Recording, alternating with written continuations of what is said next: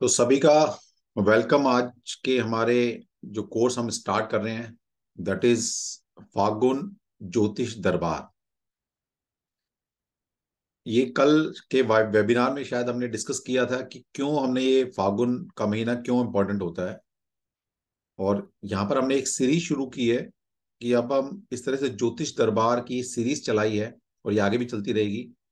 हम ज्योतिष के जो गूढ़ ज्ञान है, बहुत सारे योगाज हैं, बहुत सारे ऐसे चीजें हैं जो कि किताबों में भी वो चीज आपको नहीं मिलने वाली इतनी आसानी से। तो उन रहस्यों को हम ज्योतिष दरबार में उजागर करने वाले हैं। और जरूर नहीं कि आप बहुत अच्छे ज्योतिषी हैं या बहुत टाइम ज्योतिष वर्ल्ड में गुजार चुके हैं तभी ये चीज समझ में आएंगे आपको। अगर आपको ज्योतिष नहीं भी आता तब भी आप हमारे ज्योतिष दरबार में आकर बहुत सारी चीजों का ज्ञान ले सकते हैं। तो आप सभी का वेलकम है। जो लोग अभी क्लास में हैं, हमारी आज से पेड क्लास शुरू हो गई है क्योंकि ये वीडियो हम यूट्यूब पर डालने वाले हैं। तो आप लोग भी अगर इस तरह के ज्योतिष दरबार में आकर ज्योतिष के गूढ़ ज्ञान का को लेना चाहते हैं, सीखना चाहते हैं, तो आप आने वाली क्लासेस में हमारे ज्योतिष दरबार में शामिल हो सकते हैं। All are welcome. Doesn't matter कि आप ज्योतिष के किस लेवल पर हैं। हमारे जो जितने भी कंटेंट रहेंगे इस ज्योतिष दरबार में, आपको ज्योतिष नहीं भी आता तो भी आप सीख सकते हैं, और ज्योतिष में आप बहुत अच्छे लेवल पर जा चुके हैं तो भी आपके लिए फ्रूटफुल है। तो ऑल आर वेलकम। यस सक्षम। सक्षम अनम्यूट करें अपने आप को।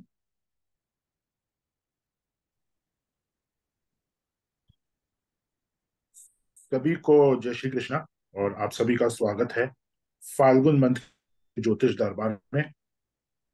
देखिए, मैं हमेशा एक चीज हर स्टूडेंट को या जो भी हमारे साथ जुड़ते हैं उनको मैं एक चीज हमेशा ये बोलता हूँ कि आप ज्योतिष सीख रहे हैं, वो अपने आप में एक डिवाइन ब्लेसिंग है।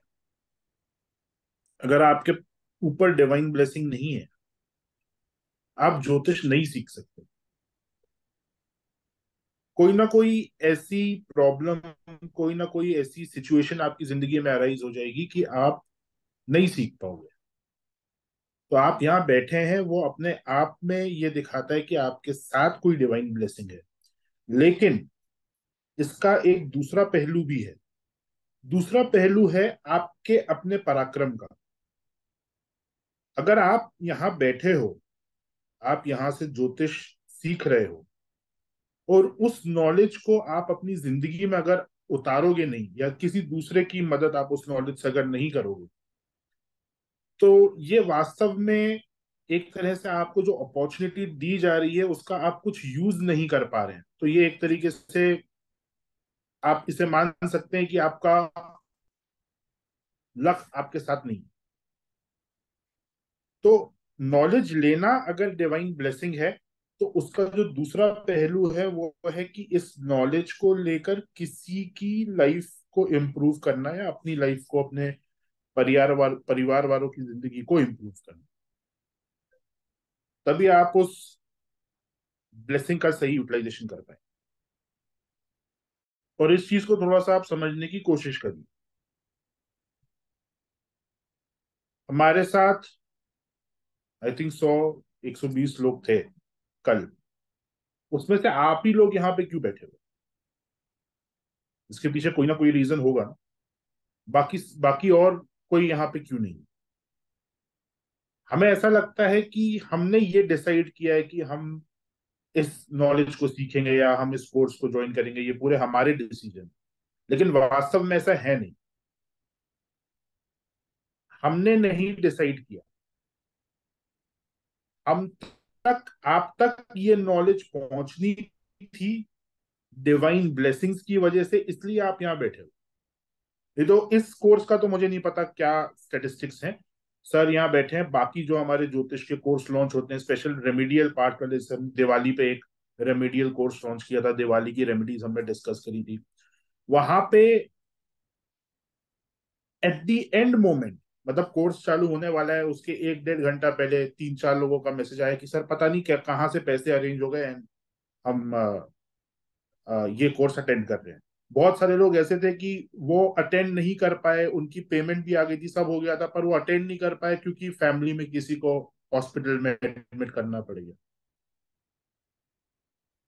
बहुत सारे ऐसे लोग थे जो रिचुअल्स को फॉलो नहीं करते हैं, किसी और कास्ट या रिलीजन से वो बिलोंग करते हैं, इसलिए उन्होंने नहीं किया। सेंसेस बेसिकली आपके कर्मों को रिप्रेजेंट करते हैं। अगर वहां पे कोई एक ऐसी रेमेडी थी जिससे आपके कर्मास कम हो सकते थे, और यूनिवर्स नहीं चाहता कि वो चीज हो, आपको सफर करना ही है, तो कोई ना कोई बहाना आपको मिल जाएगा नहीं अटेंड करने।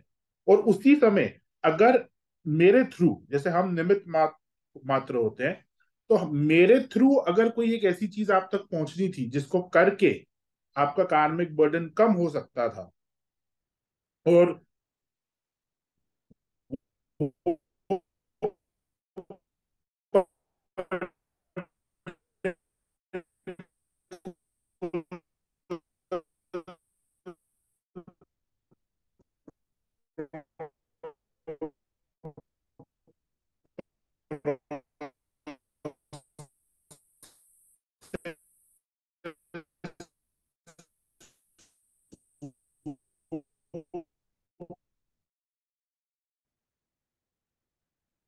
एक एजुकेशनल प्लेटफॉर्म जब आप रन कर रहे हैं, तो आप वेबिनार करेंगे, बहुत सारी चीजें करेंगे, बहुत सारी प्रमोशंस करेंगे सो दैट लोग आपके पास जुड़े।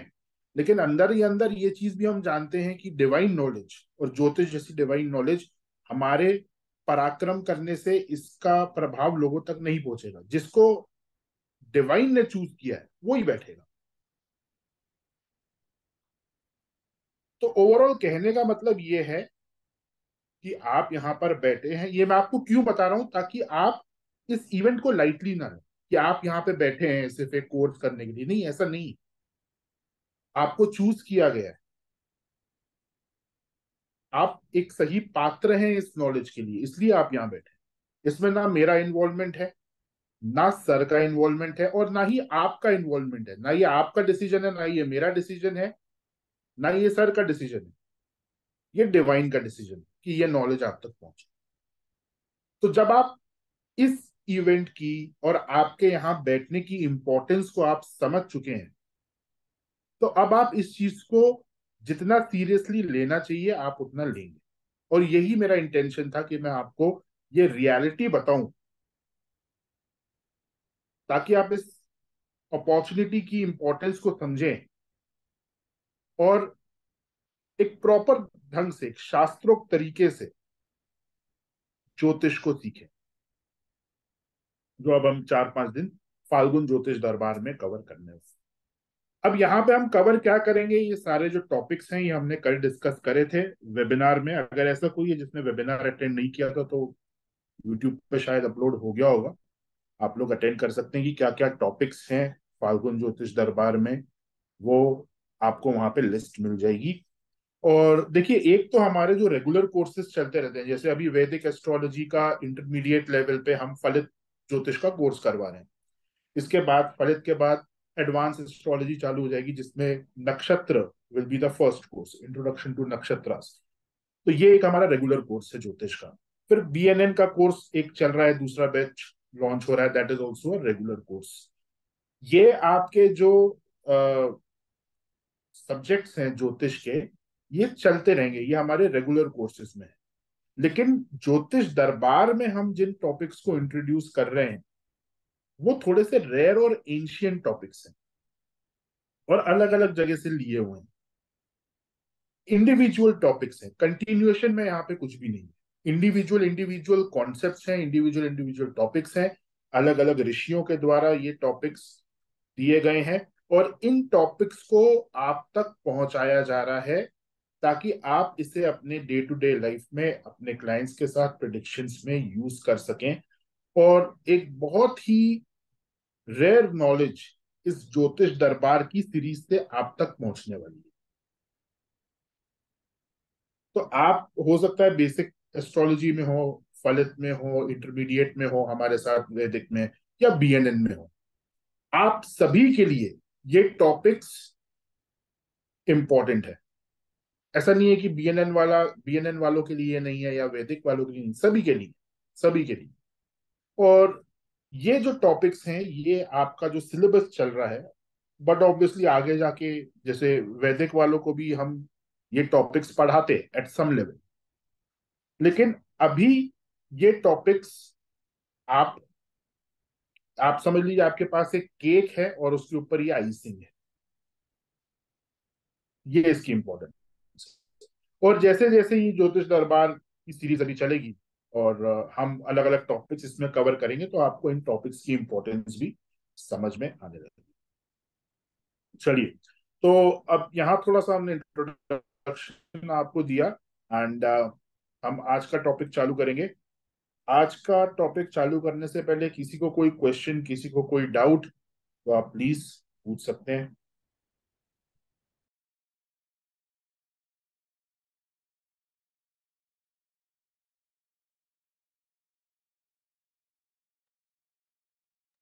वैसे सेक्शन कोई डाउट होगा नहीं अभी, क्योंकि जो हम कराएंगे अभी उसके बाद ही शायद कोई डाउट हम्म।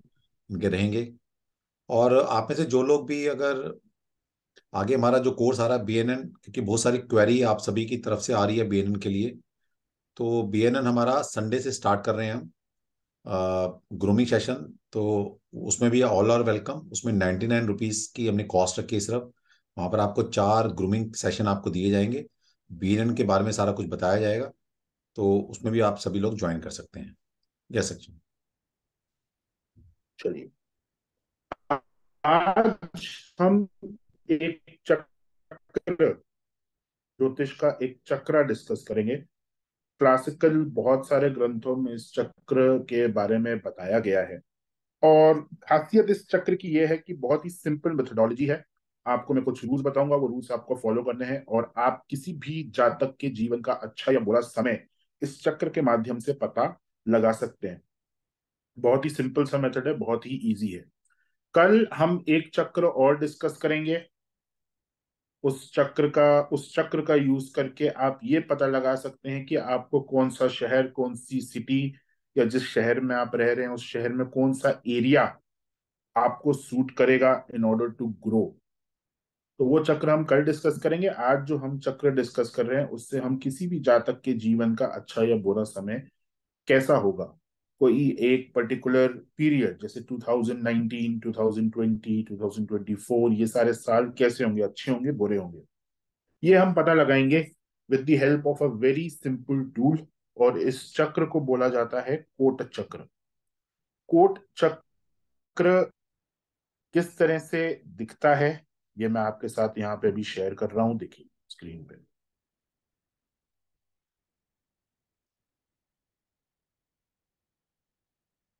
ओके, तो ये जो चक्र आप यहाँ पे देख रहे हैं इसे बोला जाता है कोट चक्र।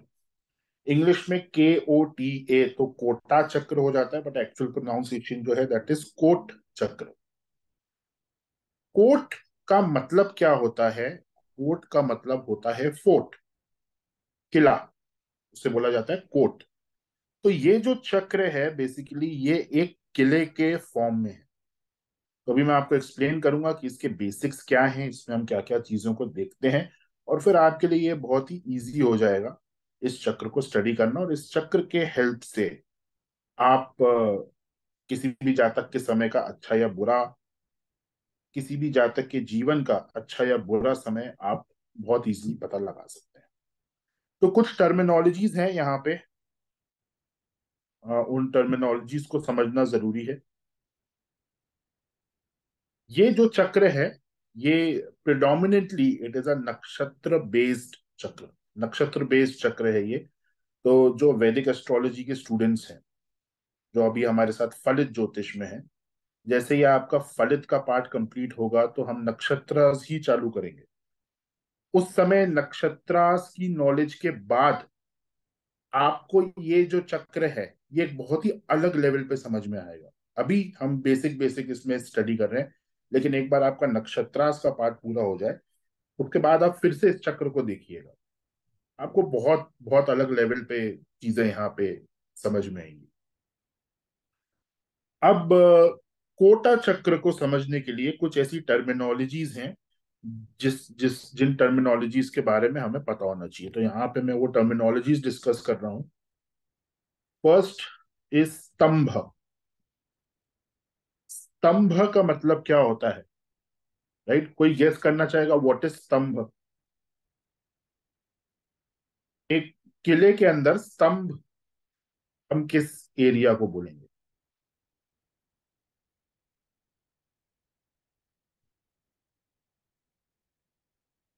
हाँ जी, नलगे जी।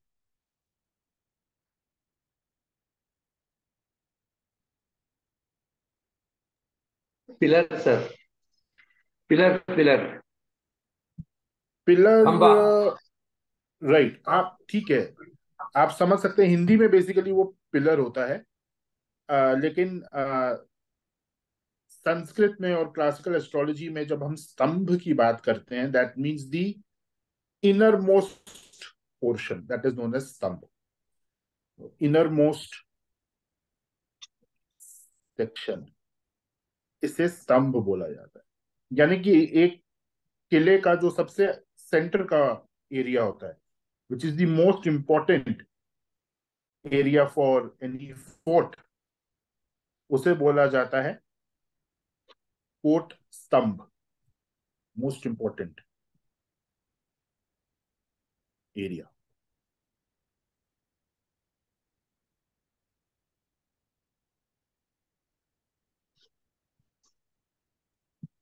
फिर सेकंड जो यहाँ पे टर्मिनोलॉजी आती है, दैट इज दुर्ग अंतरा, दुर्गांतर जिसे आप कह सकते हैं। सो दुर्गांतर का मतलब क्या हुआ? दुर्ग के अंदर वाला एरिया, जो दुर्ग है उसके अंदर का एरिया, मध्य भाग भी आप इसे बोल सकते हैं, मिडिल पोर्शन।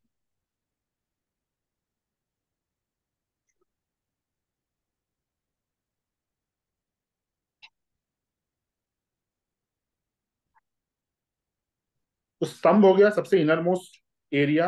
स्तंभ के बाहर होगा दुर्गांतर, जो मिडिल पोर्शन है। और दुर्गांतर के बाहर क्या होगा? जो आउटर सेक्शन है उसे बोला जाता है प्राक्रा।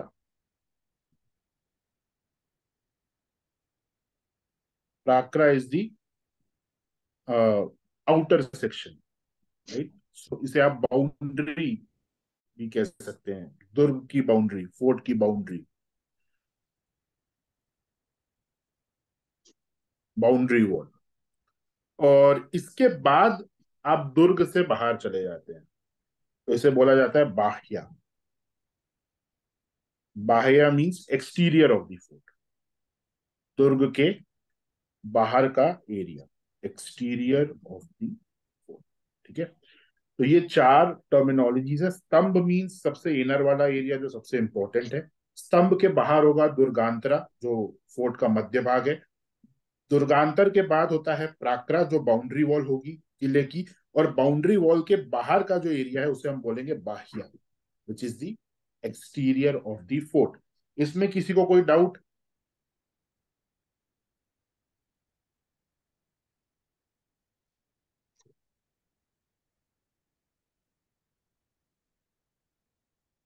किसी को कोई डाउट नहीं है? ग्रेट, ठीक है। अब देखिए, जो कोटा चक्र होता है, कोटा चक्र के अंदर दो चीजें और हैं। फर्स्ट वन इज कोटा स्वामी। कोटा स्वामी कौन होगा? कोटा स्वामी बेसिकली जो आप राजा समझ सकते हैं, मतलब इस पूरे किले का स्वामी, वो हो गया कोटा स्वामी। That means lord of the fort, राजा। एस्ट्रोलॉजी में जब हम कोटा चक्र यूज करते हैं तो कोटा स्वामी हम बोलेंगे आपके, आपकी जो राशि है जिसमें मून प्लेस्ड है, उसका लॉर्ड, राइट। जिस भी राशि में मून प्लेस्ड है आपके हॉरोस्कोप में, उसका Lord. So Lord of the राशि in which moon is placed आपके हॉरोस्कोप में। जैसे कि अगर चंद्रमा टॉरस राशि में है तो कोटा स्वामी कौन हो गया? वीनस। ठीक है। ऐसे ही अगर चंद्रमा एक्वेरियस साइन में है तो कोटा स्वामी कौन हुआ? बताइए। अगर मून एक्वेरियस साइन में है आपके हॉरोस्कोप में तो कोटा स्वामी कौन हुआ?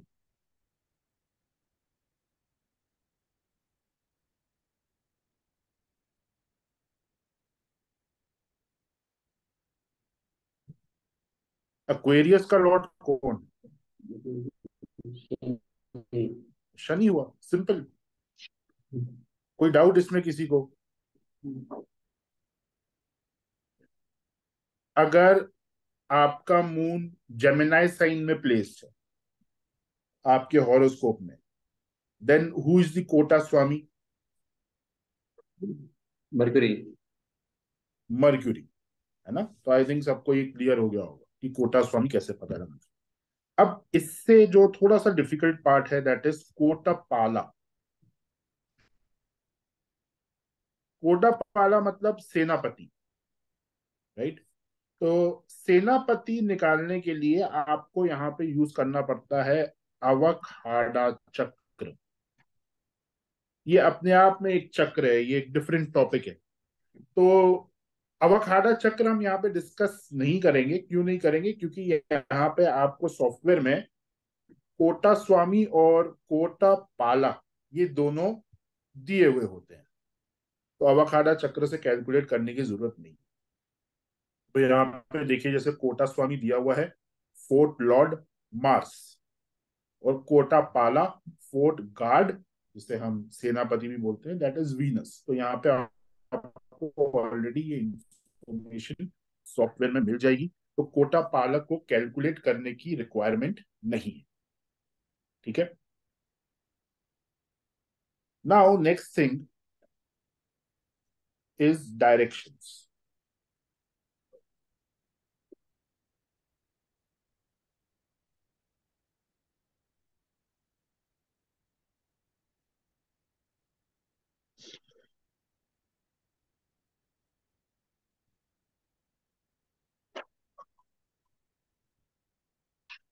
आपका जो भी जन्म नक्षत्र होता है, जन्म नक्षत्र is always in north east.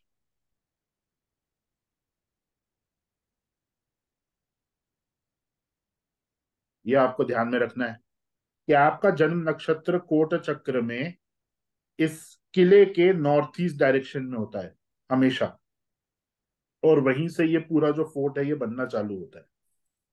जितने भी डायगोनल डायरेक्शंस हैं,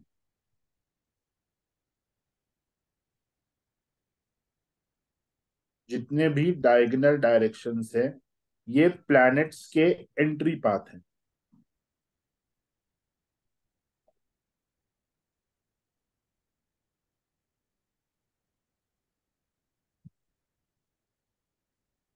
और जितने भी मेन डायरेक्शंस हैं,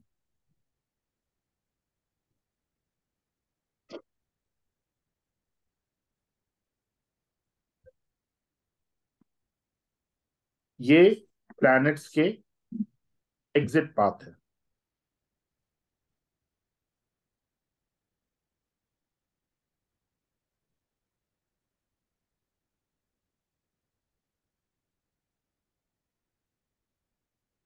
राइट। अब इसको देखते हैं हम कोट चक्र के ऊपर ये किस तरीके से दिखता है। नाउ यहाँ पे आप देखिए, ये नॉर्थ ईस्ट डायरेक्शन है। यहाँ पे जहां पे मेरा कर्सर आपको दिख रहा होगा, जहां पे अश्विनी लिखा हुआ है, सो ये जन्म नक्षत्र है। जन्म नक्षत्र जो है वो हमेशा नॉर्थ ईस्ट डायरेक्शन में होगा। So north east is the entry path. ये डायगोनल है। क्लियर है सभी को? नॉर्थ जो होगा that will be the exit. Main direction सारे जो हैं वो एग्जिट पाथ पाथ है प्लैनेट्स के, और जितने भी डायगोनल डायरेक्शंस है, जैसे ये एक डायगोनल डायरेक्शन है, then this is also a diagonal direction, ये भी एक डायगोनल डायरेक्शन है, यहाँ पे भी एक डायगोनल डायरेक्शन है, साउथ सक्षम वेस्ट। कर्सर शायद नजर नहीं आ रहा है। कर्सर नजर नहीं आ रहा है। Yes sir.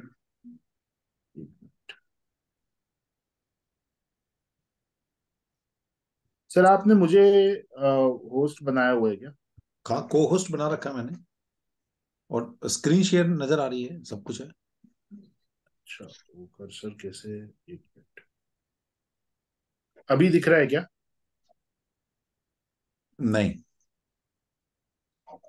इसमें मार्किंग टूल भी नहीं है ना सर, वो तो मैं,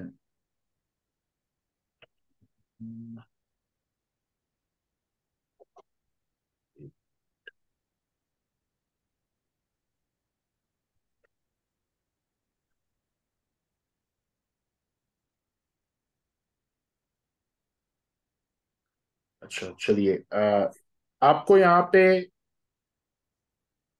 टॉप लेफ्ट में अश्विनी ASWI लिखा हुआ दिख रहा है सभी को? हाँ वो यस। ठीक है, इस तरह बोल लीजिए, वो ठीक है।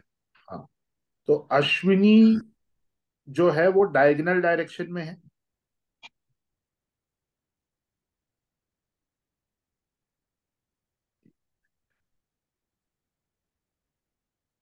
सर वो देखिए, अगर पेन टूल इनेबल हो पाए तो, जिससे ड्रॉ कर पाए स्क्रीन पे।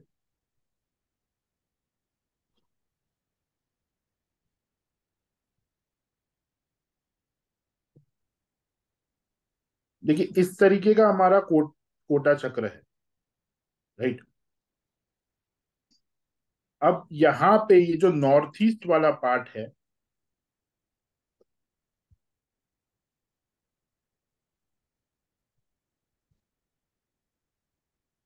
यहाँ पे आपका जन्म नक्षत्र है, जो अभी हमने देखा था अश्विनी लिखा हुआ था। तो जितने भी डायगोनल डायरेक्शंस हैं, यहां से प्लैनेट्स जो हैं वो एंटर करेंगे।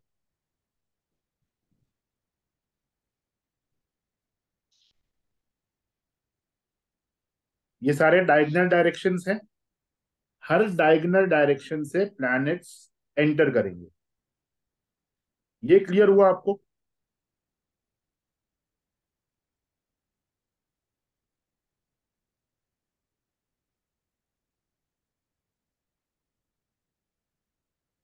और जितने भी मेन डायरेक्शंस, यहां से प्लैनेट्स एग्जिट करेंगे।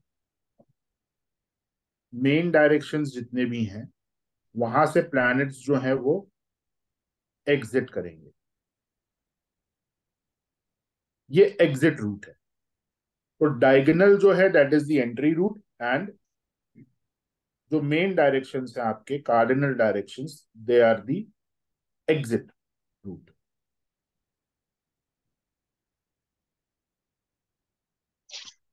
ओके, तो यहाँ पे it is north east,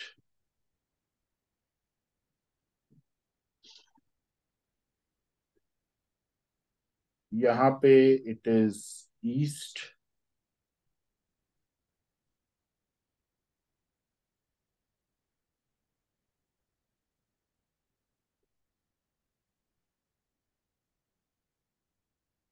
south,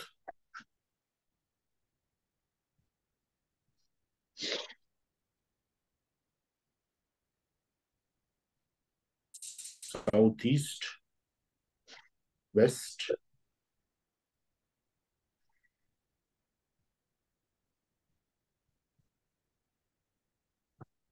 south west, north and north waste.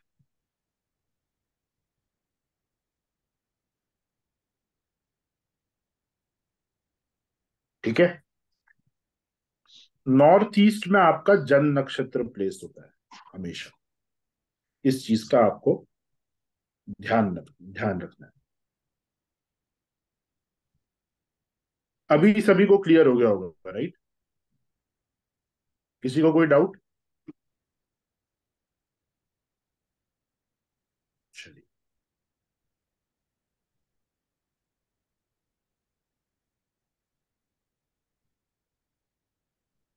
अब यहां पर इस चक्र में जो आप ये ग्रीन वाला एरिया देख रहे हैं, जो सबसे छोटा बॉक्स है सबसे सेंटर में, दिस इज द स्तंभ, द मेन एरिया। इसके बाद जो ये लाइट ग्रीन आप एरिया देख रहे हैं, वो है दुर्गांतर, दुर्ग के अंदर वाला एरिया। इसके बाद जो ये लाइट पिंक एरिया है, this is the exterior wall fort की। और जो डार्क पिंक एरिया है बिल्कुल बाहर वाला, दैट इज द बाह्य, एक्सटीरियर ऑफ द फोर्ट। ये भी सभी को क्लियर है? Yes sir. अब एक क्वेश्चन है, आप बताइए कि यहाँ पे इस कोर्ट के अंदर मंगल ग्रह, मंगल प्लैनेट मार्स, मार्स फोर्ट से बाहर जा रहा है या अंदर आ रहा है? बताइए। बाहर जा रहा है सर। मेन मेन डायरेक्शन में है ना। बाहर जा रहा है, सब एग्री करते हैं। सैटर्न कोर्ट के अंदर आ रहा है या बाहर जा रहा है? नलगे जी को छोड़ के और कोई प्लीज बताइए। सैटर्न।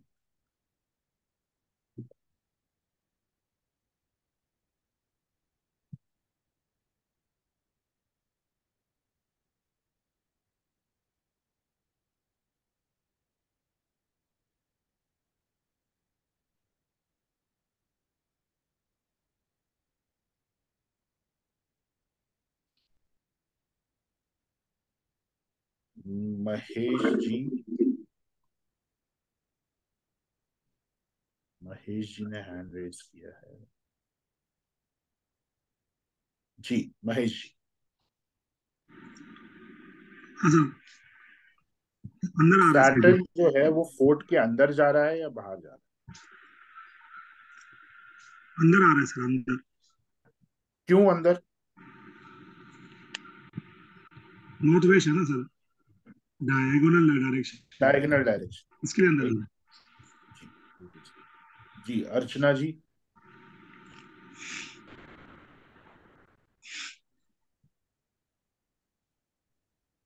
अमिता जी।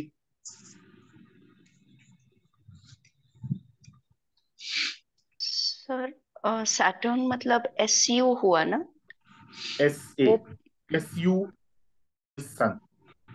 अच्छा, SA नहीं दिखा सर मुझे। एस ए यहाँ पर नॉर्थ वेस्ट डायरेक्शन, जहाँ पे धनिष्ठा नक्षत्र लिखा हुआ है, DHAN। अच्छा, नॉर्थ वेस्ट है तो फिर अंदर आएगा।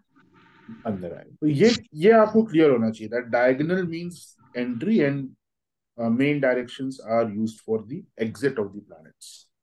ओके, अब देखिए इसको इंटरप्रेट कैसे करना है। स्तंभ जो इनर मोस्ट एरिया होता है, अगर स्तंभ में if there are natural benefic planets in the stump, then it is considered to be an auspicious period. Natural benefic planet अगर स्तंभ में है तो ये दिखाता है strength and ability of the fort, strength and ability to face adverse impact. अगर natural benefic है, दैट मीन्स आप यहाँ पे कंसिडर कर सकते हैं moon, Mercury, Venus, Jupiter and up to some extent sun also. अगर ये प्लैनेट्स आपके स्तंभ में हैं, इनमें से कोई भी प्लैनेट या मल्टीपल प्लैनेट्स, तो ये दिखाता है कि वो जो पीरियड आपकी जिंदगी में है जब ये प्लैनेट्स स्तंभ में हैं, वो पीरियड आपका अच्छा जाएगा। उस पीरियड में जो भी मेलेफिक या एडवर्स इन्फ्लुएंसेस आपके लाइफ में आएंगे, you will be able to overcome that. इसी का रिवर्स ट्रू है फॉर द मेलेफिक प्लैनेट्स। यानी कि अगर शनि, राहु, केतु, मंगल ये अगर स्तंभ में हैं या दुर्गांतर में हैं और ये अंदर आ रहे हैं, दैट मीन्स ये डायगोनल डायरेक्शंस में, दैट मीन्स कि वो पीरियड आपकी जिंदगी में it will create a lot of trouble for you, और आपका टाइम बिल्कुल वहां पे अच्छा नहीं जाएगा।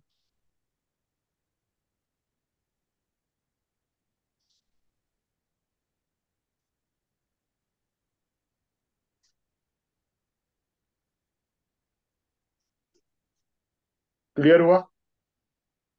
आपको स्तंभ और दुर्गांतर में भी यही चीज लगेगी।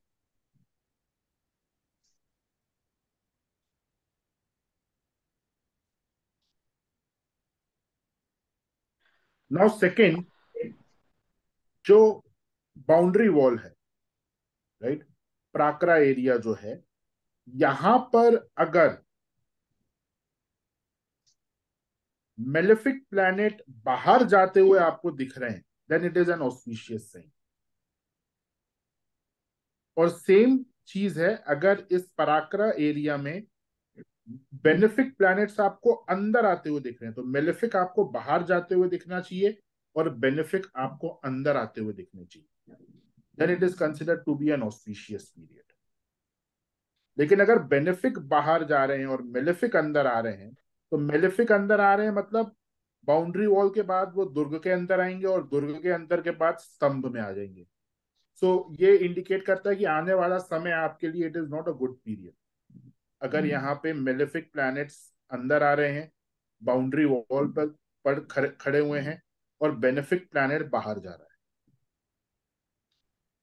तो ये आपको दिखाता है कि आने वाला समय it's not going to be good for you.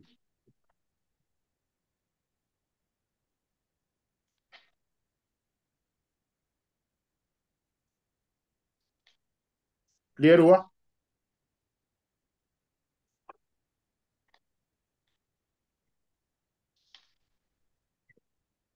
Second thing,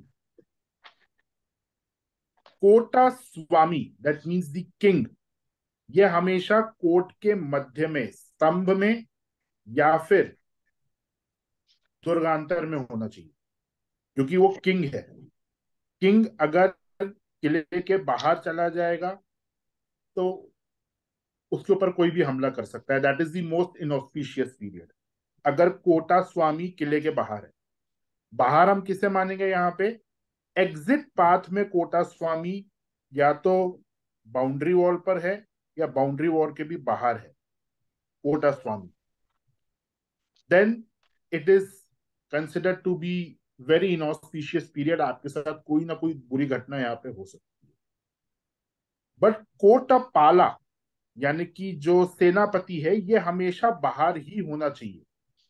तो कोटा पाला अगर बाउंड्री वॉल पर है या इस किले के बाहर है, then it is considered to be auspicious. वो बाहर से किले की प्रोटेक्शन कर रहा है, which is the duty of the senapati. तो सर, कोटा स्वामी हमेशा अंदर होना चाहिए या अंदर आता हुआ होना चाहिए। जैसे जो कोटा स्वामी है वो यहाँ पे डायगनल डायरेक्शन से दुर्ग अंतर में है, दुर्ग अंतर के बाद वो फिर स्तंभ में आएगा, ये ऑस्पिशियस पोजीशन है। सक्षम लेकिन एक अगर बार वो वो चेक बाहर करना जाता, जरा। मैंने वो उसको थोड़ा सेटिंग चेंज की है, अगर वो कर्सर या तुम पॉइंटर चेक करो जरा।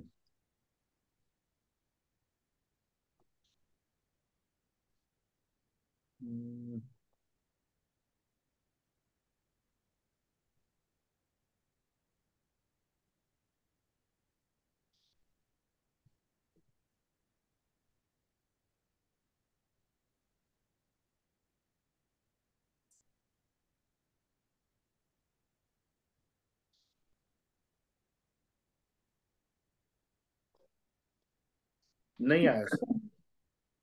अच्छा, एक्चुअली वो डिसेबल किया हुआ था ना, वो एनोटेशन क्या था, वो एक सेटिंग थी। हाँ वही वही वही एनोटेशन। वो मैंने वो कर दिया है, अब शायद मीटिंग के दौरान नहीं हो रहा है, शायद ऐसा हो सकता है। चलो। ये कंसेप्ट आप लोगों को क्लियर हुआ?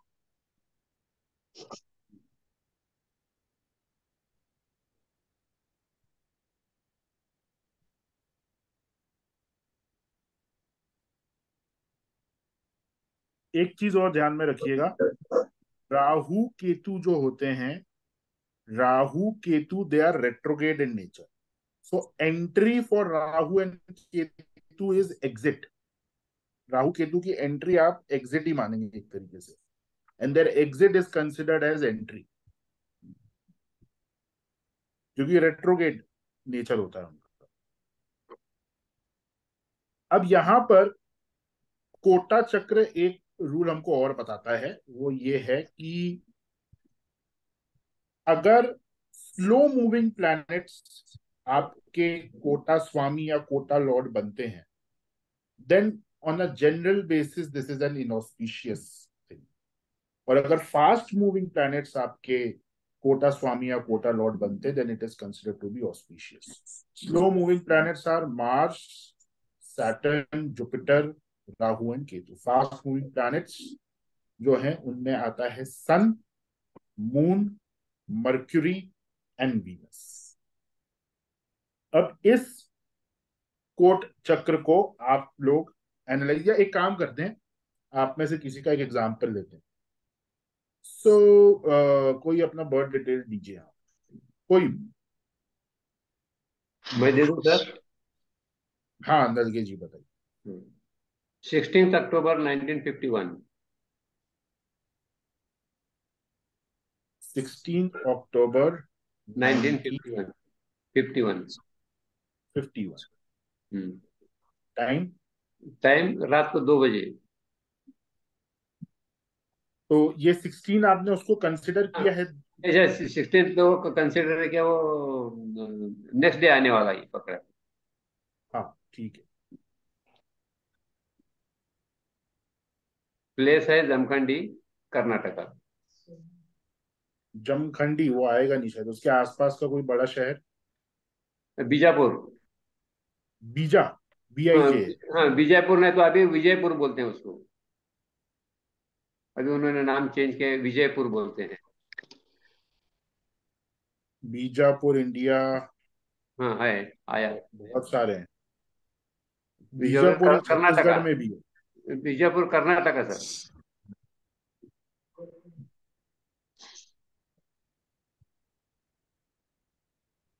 बैंगलोर डाल के देखूं मैं, बैंगलोर से पास में हाँ है क्या? बेलगाम था, बेलगाम डिस्ट्रिक्ट, बेलगाम। अच्छा बेलगाम, हाँ वो आ जाए। हम्म।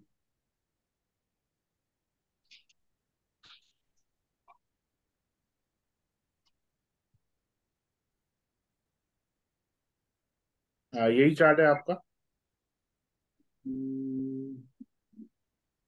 नहीं सर, ये सॉरी, नहीं। 2 AM होगा ना ये? हाँ 2 AM, 2 AM है। ये चार्ट है? यस यस यस सर, ये चार्ट है। अच्छा। यस। अब इनका जो कोटा स्वामी है वो कौन होगा? इनका मून जो है that is placed in which sign? Aries, right? So who is the Kota स्वामी? बताइए, एरीज साइन में इनका moon placed and who is the Kota स्वामी? मार्स। Mars, correct. सो कोटा स्वामी मार्स है यहाँ पे, और कोटा पाल कौन है उसे देखने के लिए लेट्स सी दी कोटा चक्र। अब देखिए इनका जो मून है दैट इज इन अश्विनी नक्षत्र, करेक्ट? Yes sir. तो यहाँ पे जब आप चक्रा में आएंगे और यहाँ पे कोटा चक्र ऑलरेडी सिलेक्ट किया हुआ है, देन देखिए अश्विनी नक्षत्र और वहां पे मून प्लेस्ड है, and this is in the north east which is the जन्म नक्षत्र, है ना? यस। यहाँ पे अश्विनी नक्षत्र, कोटा स्वामी मार्स एंड कोटा पाल इज वीनस। तो ये इंफॉर्मेशन हमें यहाँ से मिल गई। अब नलगी जी ऐसा कोई एक पीरियड बताइए जो आपकी जिंदगी में which was not a very good period, कोई ऐसा साल आपको याद हो समथिंग? एग्जैक्टली बहुत से हैं, लेकिन हाँ कोई भी। 2015 या 16 में बहुत खराब पीरियड गया। तो 2015 स्टार्टिंग या एंडिंग? एंडिंग में, आफ्टर दिवाली था sir. Ending, okay. So let's say 2015 and 16 also, right? हाँ, So 15-16 का इसमें है वो। जनवरी ले लेते हैं, जनवरी, 1 जनवरी एंड 2016 टाइम रहने देते हैं।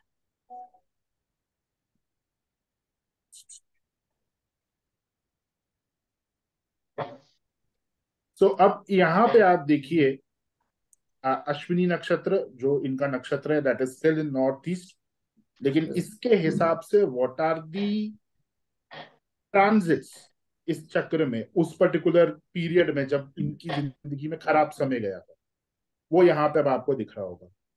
सबसे ज्यादा मेलेफिक प्रभाव यहाँ पे आप देखिए, जो कोटा स्वामी है Mars, it is outside of the fort, yes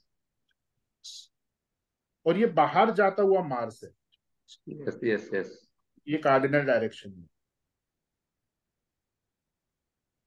this is the most negative sign. Then Saturn which is again a malefic planet, वो स्तंभ में है, it is inside the fort now. ये बाहर जा रहा है बट अभी ये स्तंभ में स्थित है। Same thing with Ketu also, Ketu बाहर जाता हुआ केतु है बट ये अभी दुर्गांतर में है। तो यहाँ पे हुआ क्या, जो एनिमीज हैं they have entered and now जो राजा है वो बाहर है। मून और जुपिटर बाहर जा रहे हैं स्तंभ से, और वीनस अंदर आ रहा है, जबकि वीनस को अंदर नहीं आना चाहिए। वाई? वीनस तो बेनिफिक प्लैनेट है बट स्टिल वो अंदर आ रहा है, लेकिन इसको अंदर आना नहीं चाहिए, इसको बाहर जाना चाहिए या बाहर रहना चाहिए। क्यों? दुश्मन है अंदर ना। वीनस यहाँ तो दुश्मन की बात ही नहीं है मैडम। ये ऑस्पिशियस इसमें सेंटर में आना चाहिए ना। नहीं तो अंदर आ रहा है ना, वो स्तंभ में चला जाएगा। नहीं भाई, इसलिए लेकिन ये आपके लिए this is a negative thing for you. Why? अभी मैंने बताया था थोड़ी देर पहले।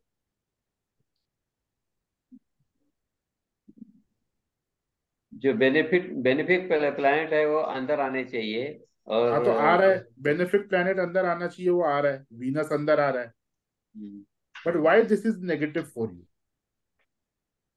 इसका फास्ट मूविंग स्लो मूविंग से कुछ है क्या?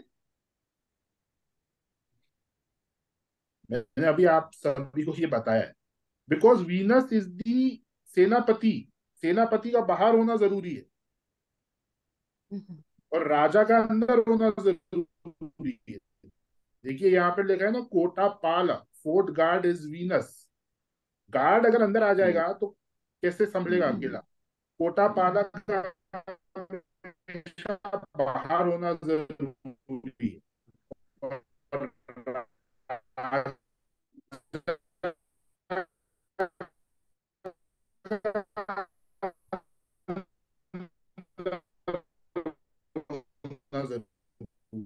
जिंदगी में यहाँ पे आपको बेनिफिट बेनिफिट देखना होगा।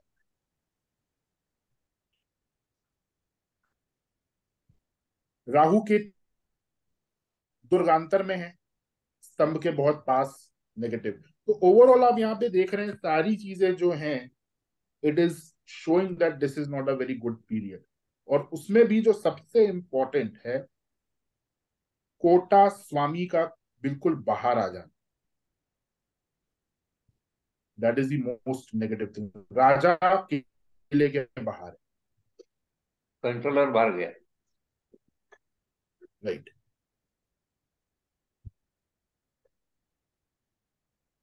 नाउ अब ये राहु केतु जब अंदर आएंगे तो इनकी जिंदगी में वो प्रॉब्लम और चालू हो जाएगी। वो डेट भी आप निकाल सकते हैं कि अंदर कब आएंगे, ट्रांजिट्स को कैलकुलेट करके। तो आने वाला समय अच्छा नहीं होगा। इस तरह के प्रिडिक्शंस आप दे सकते हैं, आप स्टडी कर सकते हैं सिर्फ सिंपली इस कोटा चक्र को यूज करके।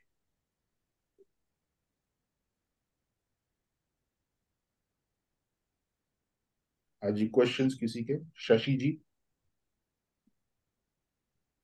हाँ जी सर, मैं सिर्फ वो आंसर देने के लिए मैंने हैंड रेस किया था कि वीनस कोटा पाला है। हाँ, सर आप कोटा हमको पाल है। अनम्यूट कर दीजिए, हम आंसर दे नहीं पाते हैं फिर। अच्छा, ओके, मैं हाँ नहीं, आप सक्षम वो जी। हैंड रेज कर लिया करें, क्योंकि पीछे से आवाज आएगी ना, फिर रिकॉर्डिंग अच्छी नहीं आती है। हाँ हाँ, ये सबको बिल्कुल म्यूट बिल्कुल। रखते हैं। आपने कभी का आंसर देना है तो ये you can write in chat box और you can raise hand. Sir, हमारे चैट बॉक्स में लिखने से पहले जो ऑलरेडी अनम्यूटेड है वो जवाब दे देते हैं। सक्षम सभी को म्यूट कर दो यार। ओके। वरना अगर आपके घर से मतलब अगर साइलेंट है, कोई आवाज नहीं है, तो फिर यस यू कैन सक्षम इनको अनम्यूट कर दो फिर। इजी है गाइस की डिफिकल्ट है? सभी अगर आप ये अनम्यूट कर सकते हैं अपने एंड से, लेकिन आवाज नहीं आया पीछे से, बस ये ध्यान रखें। एक मिनट सर, मैं मैंने कर दिया सक्षम। अब सभी अपने अपने एंड से अनम्यूट कर सकते हैं, कोई भी। सक्षम आप भी कर लो। राइट, सर तो सर बताइए सभी, इजी है कि डिफिकल्ट है? सर एक क्वेश्चन है। सर आप क्वेश्चंस तो ले लेंगे, कोई इशू नहीं है, बट ये चक्र आपको इजी लग रहा है, डिफिकल्ट लग रहा इजी है क्या सर। समझ आ गया सर? है? इजी है। जी। बताइए क्या सर क्वेश्चन। सर एक आशा बार जी। वो जी सर, वो बस आंसर ही देना चाह रहे थे लेकिन अनम्यूट नहीं हो रहा था इस वजह से। अच्छा, कोई क्वेश्चन आपका, कोई जी कोई सर। डाउट कोई? सर हाँ मैं ये सर, पूछना चाह रही क्वेश्चन है थी कि एक ये मेरा। वाला चार्ट जो है वो सिर्फ हमें इसी सॉफ्टवेयर से मिलेगा या किसी भी सॉफ्टवेयर से मिल सकता है? देखिए, जो प्रोफेशनल सॉफ्टवेयर हैं उनमें होता है, सब में होता है, बट हाँ, वेबसाइट्स पे नहीं मिलेगा। राइट, और जैसे एस्ट्रोसेज वगैरह है उस पे हो सकता है सर या उस पे नहीं होगा? एस्ट्रो सेज पे मैम मैंने कभी देखा तो नहीं इस चक्र को, ओके। मे बी हो, जी जे सर। हो रहा चेक में है करना क्या पड़ेगा सर? एक बार। जे हो रहा में है ये? जे हो रहा में, हाँ, मैं जे हो रहा यूज करता हूँ। ओके। दिस इज जे हो रहा होगी। सर हाँ जी। सर अगर कोट स्वामी और कोटपाल दोनों एक ही प्लेनेट हो तो? नहीं नहीं, ये अलग अलग होते हैं, एक नहीं, हो नहीं मेरा सकते। सर, मेरा में है, सेम ही है। मैंने खोला मेरा, तो मेरा में हम्म। मर्क्यूरी दोनों एक ही है, कोटपाल और कोई कोट कैलकुलेशन स्वामी। मिस्टेक किया होगा उसमें, क्योंकि क्या होता है, ये आपका जो जन्म, ये जितने भी नक्षत्र हैं ना, they are based on a calculation. वो कैलकुलेशन मैं आपको नहीं बता रहा हूँ, बट और जो कोटा पाल होता है अवकाडा चक्र में, क्या होता है अवकाडा चक्र में, देयर आर लेटर्स, जैसे धा, धी, दे। तो अगर दे आपका मैच कर रहा है from that planet, the frequency of that planet, तो आपका कोटा पाल वो प्लैनेट बन जाएगा और उसका स्वामी आपका कोटा लॉर्ड बन जाएगा। लेकिन उसमें भी देर इज अ मिस्टेक, जो अवाखाडा चक्र यहाँ पे यूज किया जा रहा है। तो आप एक काम करिएगा, अगर ऐसा हो रहा है आपका कि दोनों सेम है, तो एक बार आप अपने बर्थ डिटेल्स मुझे भेज दीजिएगा, मैं आपको बताऊंगा एग्जैक्टली हु इज योर कोटा ओके, पाल। क्योंकि जे हो रहा में मैंने डाला तो उसमें मर्क्यूरी आ रहा है सर।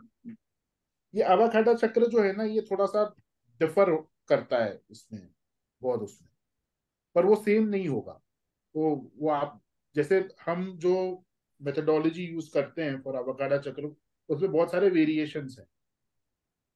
तू चे चा, अब वो सी एच ए छा भी और चा भी होता है, तो वहां पे वो मिस्टेक आ जाती है।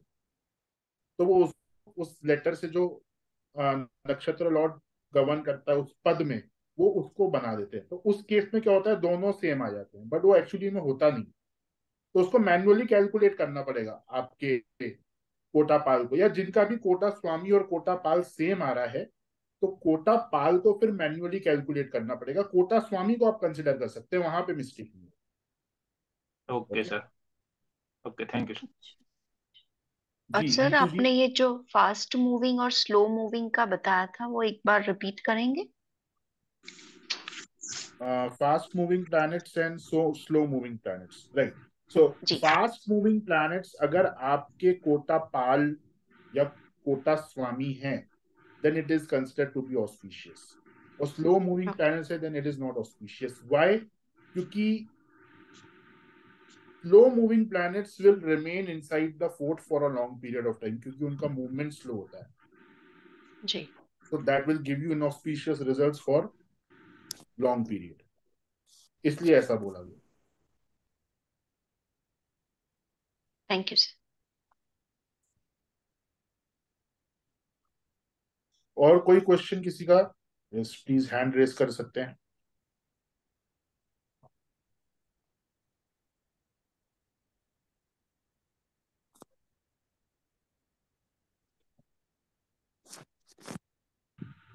सब ज्योतिष वाले जुड़े हैं क्या हमारे पास सर? किसी का कोई डाउट नहीं आ रहा है?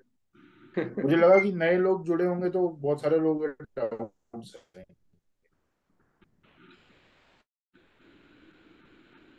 सर मैं नई हूँ, मैं तो न्यू हूँ, मैं तो पहली बार, मैंने नहीं किया हुआ वैदिक वगैरह कुछ, पर समझ में आ रहा है अभी तक तो बहुत अच्छा समझ में आ रहा अमिता जी, आप हमारे साथ बीएनएन में नहीं है क्या? शायद मैंने आपका नाम देखा है एक दो बार। है। नहीं सर, कल कल थी मैं। अच्छा, आपने कल ही ज्वाइन किया है? ओके हाँ, ठीक है। पहले और दूसरे कोर्सेज किए हैं लेकिन वैदिक से जुड़े हुए कोर्सेज, एस्ट्रोलॉजी नहीं किया हुआ, ठीक न्यूमरोलॉजी है वगैरह है। जी। और किसी को कोई डाउट? वैसे हम चाहें तो अभी दूसरा चक्र भी चालू कर सकते हैं, बट एक ही करते हैं, आज फर्स्ट डे। इसको डाइजेस्ट करिए आप लोग। परेश जी, सर आपको आप क्या भी लगता है नए हैं। क्या डाउट्स होने चाहिए थे? मतलब आपको क्या लगता है, क्या पूछना चाहिए था? अब मैम ये क्वेश्चन तो मेरे लिए आंसर करना बहुत डिफिकल्ट है कि मेरे हिसाब से क्या डाउट्स होने चाहिए। मतलब बिगिनर्स किस तरह के डाउट्स पूछते हैं?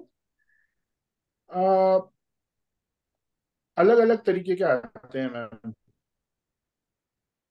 कि अगर ये नहीं होगा वो होगा तो क्या होगा, ऐसा नहीं होगा तो, मतलब बहुत वेरिड डाउट्स आते हैं। सबसे पहले तो लोग समझ नहीं पाते कि अगर कोई बहुत ही बिगनर है तो जन्म नक्षत्र कैसे देखा जाता है। फिर उनको ये नहीं पता होता कि नक्षत्र जिस राशि में है, उसका स्वामी कौन है। तो वहां पे फिर शुरुआत से सर ने मुझे ये चीज बोली थी एक्चुअली, कि हो सकता है बिल्कुल नए लोग हों तो उनको बिल्कुल बेसिक से पढ़ाना कि इस राशि का ये स्वामी है, इस राशि का वो स्वामी है। तो इस तरीके के डाउट्स भी आते हैं। तो बिगिनर्स के साथ तो कुछ कहा नहीं जा सकता कि कहाँ से कैसे डाउट्स आते हैं, बट आप समझ पा रहे हो, that is a very good thing. कोशिश करिए कि आप ज्योतिष में अपने आप को और आगे लेके जाएं। जी बिल्कुल सर, बिल्कुल। जी परेश जी।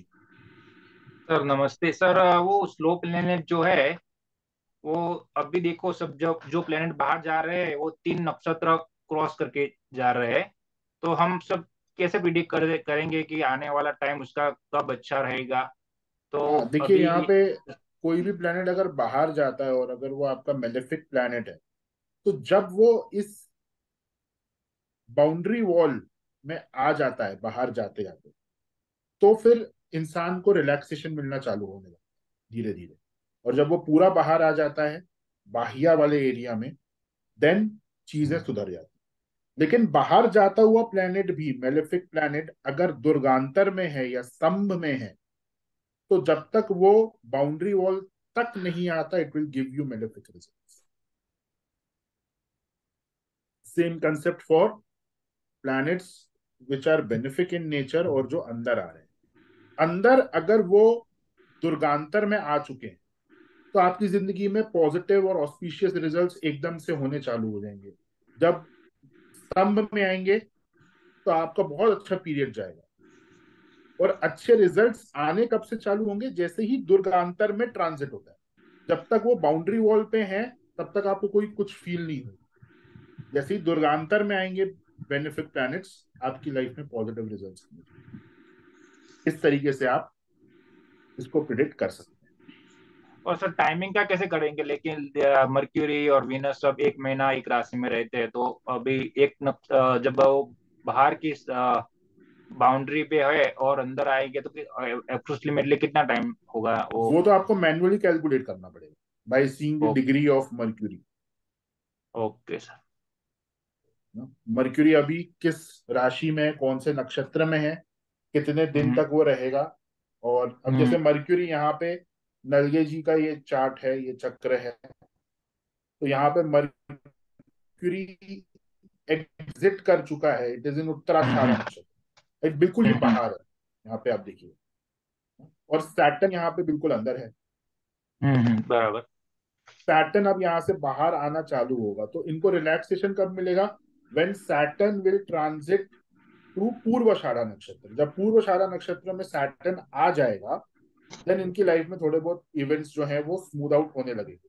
अब कैलकुलेट करिए यहाँ पे कि सैटर्न पूर्वाषाढ़ा में कितने महीनों में आएगा, और वो डेट आप उस डेट का एक बार यहाँ पे आप चार्ट लगाइए, देखिए कि कैसी सिचुएशन है। क्या सारे benefit planet, mostly benefit planet अंदर हैं, मेलेफिक बाहर हैं, कोटा स्वामी, कैलकुलेट करके क्लाइंट को बता सकते हैं कि ये पीरियड आपके लिए अच्छा है।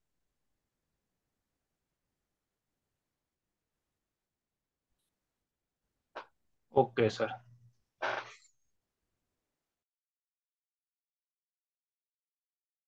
अगर भी अगर उसमें महेश जी, वक्री होगा तो उसका क्या इफेक्ट होगा? कुंडली में अगर समझो जुपिटर वक्री है तो उसको फिर कुछ है इसमें इफेक्ट? वक्री वक्री प्लैनेट्स जो हैं उनको राहु केतु की तरह आपको ट्रीट करना है। जैसे राहु केतु का entry is exit, exit is entry, same rule will apply for the वक्री प्लैनेट। ओके, अगर वही जुपिटर के लिए भी सेम, अगर वो वक्री है सेम सेम सेम, अगर कोई भी प्लैनेट वक्री है आपका, सेम रूल मिलेगा। Okay, thank you sir. चलिए, और किसी का कोई डाउट? चलिए ठीक है, तो कल हम लोग मिलेंगे एक दूसरे चक्र के साथ, और कल थोड़ा सा हम पामिस्ट्री भी स्टडी करेंगे, जो डिजीज वाला पार्ट है, how to predict diseases with the help of palmistry. Okay, तो टॉपिक्स हमारे पास थोड़े से ज्यादा हैं, दिन हमारे पास शायद 5 या 6 ही दिन है, संडे को क्लास नहीं होगी, तो 5 या 6 दिन है, और कोशिश हमको ये करनी है कि ये टॉपिक्स हम कवर करें यहाँ पे। सर अभी हमने जैसे पास्ट का एग्जाम्पल लिया, ऐसे फ्यूचर का ले? लेना ही आपको फ्यूचर भी करना ही चाहिए, क्योंकि आप जैसे किसी को प्रिडिक्शन आप दे रहे हैं, या आप अपना खुद का प्रिडिक्शन अगर कर रहे हैं, तो आपको पता चलेगा ना कि इन आपको किस समय यू विल गेट रिलीफ। हम्म। तो वो लेकिन प्लैनेट्स को कैलकुलेट करके लर्निंग कि पर्पस कब। के लिए ना हमेशा पास्ट के इवेंट पे पहले प्रैक्टिस करनी चाहिए, क्योंकि पास्ट आपने किया नहीं और फ्यूचर आप अभी से देखना शुरू कर दें, तो ज्योतिष ये कभी नहीं कहता। ज्योतिष कहता है पहले जो पास्ट के इवेंट हैं उससे प्रैक्टिस कर कर अपनी नॉलेज को अपग्रेड कीजिए, कॉन्फिडेंस जनरेट कीजिए, उसके बाद आप फ्यूचर को डिसाइड करें। मतलब ये हमारे जी गुरुओं ने सिखाया है जी जी। है ना। हाँ नहीं, मैं अभी के लिए सर एग्जाम्पल के हिसाब से सोच रही थी कि एक अभी हम अगर एग्जाम्पल लें फ्यूचर का तो ऐसे। समझ गई सर। फ्यूचर देखिए, अब यहाँ पे नलगे जी के चार्ट को अगर हम फ्यूचर के लिए लेके जाएंगे ना, and if there is something negative, so वो अभी से परेशान हो जाएंगे। समझ रहे हैं आप? जैसे हम्म। अगर हमने बोल दिया 2023 एंडिंग का, हमने दिसंबर का एग्जांपल ले लिया, 12 दिसंबर 2023, और वहां पे again kota swami is in the outer area, malefic planets अंदर आ रहे हैं, तो परेशान हो जाएंगे अभी से। या तो ये है कि स्टार्ट डूइंग रेमेडीज। ये टूल आपको क्या बता रहा है कि आपका future is now at risk, something malefic can happen, तो आपको रेमेडी यहाँ पे करनी पड़ेगी। You should do remedies from today itself, ताकि आप उस इवेंट में यू आर प्रिपेयर्ड। आपके पास उस, देखिए 12 दिसंबर को बारिश होने वाली, अगर ये हमें पता चल गया है, so what we can do? Raincoat अभी से खरीद के रख सकते हैं, अम्ब्रेला खरीद के रख सकते हैं। बारिश को तो नहीं रोक सकते, बारिश तो होगी, लेकिन अगर हमारे पास रेनकोट और अम्ब्रेला है, देन हम भीगने से बच सकते हैं। इस तरह से प्लान करके you need to use this. लेकिन सर जैसे कल की क्लास में डिस्कशंस हो रहे थे कि आप एक टाइम पीरियड बता रहे थे कि पर्टिकुलर रेमेडीज हमको कौन से टाइम में शुरू करनी चाहिए, तो फिर अगर वो टाइम मतलब हमें मिल मिल सब, अगर ऐसा पॉसिबिलिटी है क्या कि हमें वो टाइम मिले ही ना रेमेडीज के लिए? देखिए, अगर आप 15 दिन बाद का देख रहे हो अपना कोट चक्र, देन तो फिर प्रॉब्लम है ना। अब 15 ही दिन है आपके पास, तो आप कैसे प्लान आउट करोगे? बट इसका अगर आपके मतलब पास 3-4 महीने का समय है, 6 महीने का समय है, देन आप बिल्कुल प्लानिंग कर सकते हैं फॉर रेमेडीज। और 15 दिन का भी अगर समय, see there are different types of remedies, है ना। जो एक हम शांति कर्म या दान कर्म करते हैं उसमें आपको समय चाहिए। और फिर यहाँ पे एक कंसेप्ट और लगता है कि जैसे शनि के लिए आप कुछ कर रहे हो तो शनि आपके हॉरोस्कोप में कितना पूर्व जन्म के कर्मों को लेके आया है और कितना उसने आपको इस जिंदगी में फ्री विल दी हुई है। तो अगर फ्री विल ज्यादा है तो with in 1 month also you can plan any negative effect. लेकिन अगर पूर्व प्रारब्ध ज्यादा है उस प्लैनेट का देन एटलीस्ट आपको 1 साल 1.5 साल पहले से प्लानिंग करके रखनी है। अच्छा, इसका मतलब और हमें अब हमारे इमीडिएट रिलीफ हॉरोस्कोप। के लिए in for immediate relief also, जैसे अगर 7 दिन 8 दिन में there is some negative prediction तो आपको अनुष्ठान बेस्ड रेमेडीज करनी होगी। Then shanti karma will not give you results in 7 days. अनुष्ठान बेस्ड सो रेमेडीज के भी अलग अलग प्रकार है। हम्म, मतलब हमारा कोट चक्र या जो भी हम आगे सीखेंगे ये हमें फ्रीक्वेंटली चेक करते रहना चाहिए अपना अपनों का। जी। और इसमें अभी और ज्योतिष के कंसेप्ट्स हैं जो हम नक्षत्र फलित में अभी एडवांस एस्ट्रोलॉजी में नक्षत्र स्टडी करने के बाद करेंगे कि आपके कौन से नक्षत्र की दशा चल रही है। So that will also modify results. किस प्लैनेट की दशा चल रही है उससे भी थोड़े बहुत रिजल्ट्स मॉडिफाई होंगे। How the events will occur in your life but base जो थीम है it will remain the same जो आज हमने डिस्कस किया। अच्छा, ओके। तो सर अगर चलिए मैं अभी कहीं वैदिक में ज्वाइन करना चाहूँ तो है पॉसिबिलिटी कुछ? अभी आप बीएनएन कर सकते हो and after 1 month you can join advance astrology नक्षत्र पार्ट 1। अच्छा, बीएनएन तो मैं करूंगी, ग्रूमिंग वाले में एनरोल करूंगी, अभी उसका पोस्ट आई नहीं है ग्रुप में। ग्रूमिंग में आप एनरोल करेंगे ना तो आपको 7 डेज का फ्री बेसिक एस्ट्रोलॉजी सर वो दे रहे हैं क्या? कंफर्म कर लेता हूँ कहीं हाँ मैंने सक्षम, गलत। क्या कह रहे हैं? वो 7 जो हमारा बेसिक एस्ट्रोलॉजी का वो 8 डेज की क्लास थी जो हमने free of cost BNN first batch वालों को दिया था ग्रूमिंग सेशन में, वो यहाँ पे भी दे रहे हैं क्या? जो तो बोले कर लेंगे यार, इसमें क्या बात है। नहीं अभी मैंने तक कहा मैं डिसाइड नहीं पूछ किया लेता वैसे हूँ ना हमने। कि मैं बोल दूं और फिर ऐसा नहीं हो ना। नहीं, ऐसी बात नहीं है, जो तू बोल देगा वो हो जाएगा। ओके। अच्छा, इन बैच के तो लिए पक्का ही दे देंगे, मतलब जो अभी हैं इनको, इनके लिए कंफर्म है, इनको दे देंगे, बाकी का डिसाइड करना है अभी। अच्छा। हाँ। तो अमिता जी आप जैसे ग्रूमिंग सेशन में एनरोल करेंगे ना तो आपको 8 दिनों के वीडियोस दिए जाएंगे। They are in the pre recorded form basic अच्छा। एस्ट्रोलॉजी के।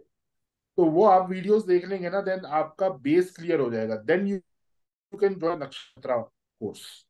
अच्छा जी, और थैंक बीएनएन यू को सर। भी प्रॉपरली समझने के लिए वो 8 दिन के videos it is important that you watch. कोई है बेसिक एस्ट्रोलॉजी वाला हमारे साथ? अब बहुत सारे लोग हैं। नलगे जी यस। है ना, महेश जी। तो आप लोगों ने शायद लाइव अटेंड किया हुआ है वो, शशि जी। यस तो यस यस यस। उसमें यस सर। बेस क्लियर हो जाता है राइट। Yes sir. बेस सबका क्लियर हो गया हो। 8 दिन के वो वीडियोस हैं और वो आपको फ्री ऑफ कॉस्ट मिलेंगे in the grooming session of BNN.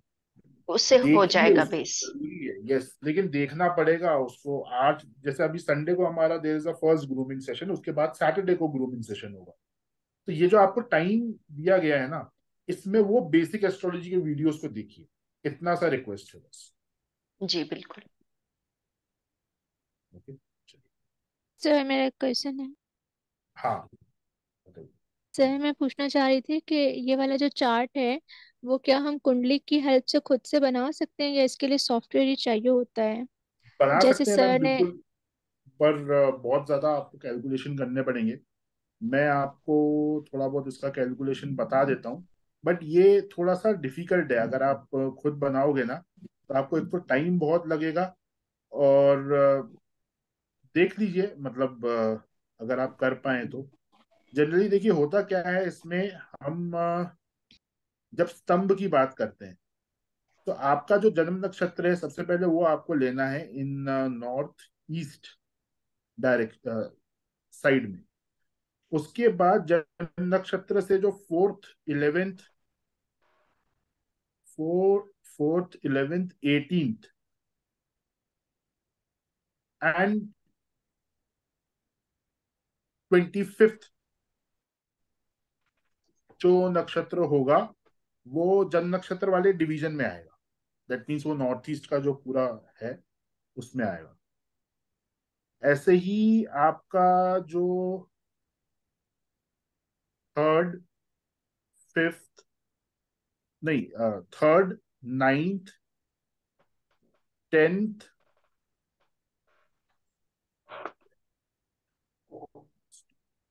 12th 17th 19th and 24th और शायद इसमें 26th भी आएगा, मुझे कंफर्म करना पड़ेगा। ये आपके जो हैं ये आउटर डिवीजन में ये सारे नक्षत्र आएंगे।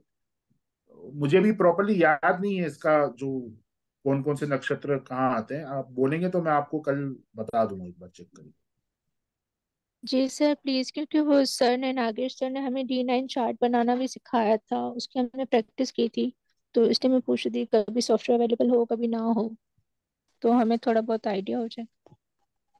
ठीक है, मैं आपको इसके नक्षत्र बता दूंगा कौन से किस डिवीजन में आते हैं, आप उससे देख सकते हैं। जी, thank you so much sir. चलिए